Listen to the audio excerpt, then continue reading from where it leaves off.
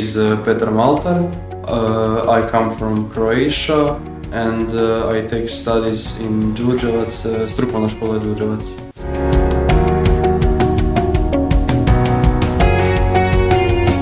I'm David Zimmerman. I'm from Croatia, from Tebine. I study in Đurđevac. I study to be a technician of mechatronics.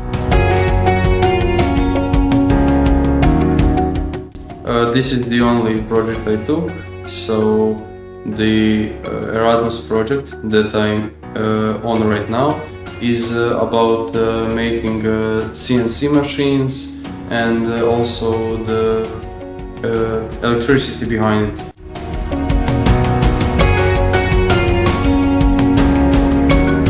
Here I'm assembling the CNC machines. I've mostly gained experience with this. I think it should help me.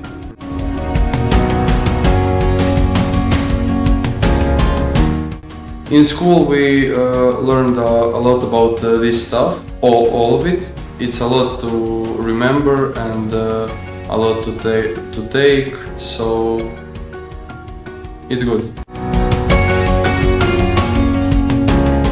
Well, personally, I like that it's not heavily work-based.